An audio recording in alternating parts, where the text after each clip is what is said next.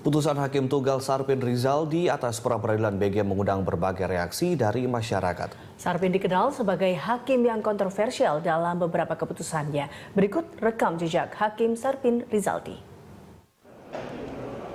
Hakim Tunggal Pengadilan Negeri Jakarta Selatan, Sarpin Rizaldi, telah membacakan putusan pra-peradilan yang diajukan oleh Budi Gunawan sebagai tersangka KPK.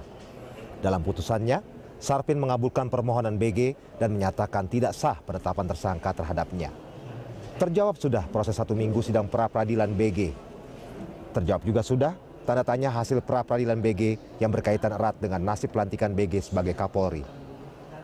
Tidak lekang dalam ingatan kita pernyataan Sarpin selepas sidang minggu lalu bahwa dia tidak pernah diteror dan dia tidak takut akan diteror. Kala itu sebagian orang berdecak kagum, sebagian lagi menganggap Sarpin nekat karena tidak minta dijaga dikala berkembang isu teror atas pelaksana peradilan BG. Sarpin tidak takut akan teror. Sebagian orang lainnya memandang sinis dan meragukan Sarpin karena Sarpin dianggap mempunyai rekam jejak yang cukup kontroversial. Indonesia Corruption Watch (ICW) dan LSM Taktis memiliki 3 temuan putusan Hakim Sarpin yang dinilai kontroversial. Pertama, kasus narkoba dengan terdakwa Raja Donald Sitorus di Pengadilan Negeri Jakarta Timur pada tahun 2008. Dalam persidangan kasus itu, Sarpin bertindak sebagai ketua majelis. Vonisnya dianggap janggal karena terdakwa dengan barang bukti 180 gram hanya divonis 5 tahun penjara atau setengah dari tuntutan jaksa yang 10 tahun. Pada tahun 2009, Sarpin pernah membebaskan terdakwa korupsi di PN Jaktim. Dia membebaskan Camat Ciracas M. Iwan dalam kasus dugaan korupsi 17,9 miliar rupiah. Para jaksa menuntut 7 tahun penjara.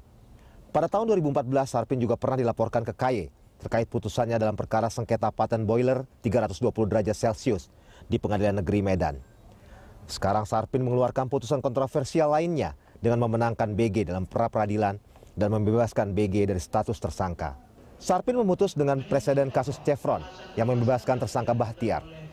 Namun perlu diingat, sebagian besar halayak hukum menganggap kasus itu tidak bisa jadi presiden karena Hakim Pemutus Sukoharsono saat itu mendapatkan sanksi dari Komisi Yudisial dan Mahkamah Agung membatalkan gugatan Bahtiar. Tim Liputan, Berita 1 TV.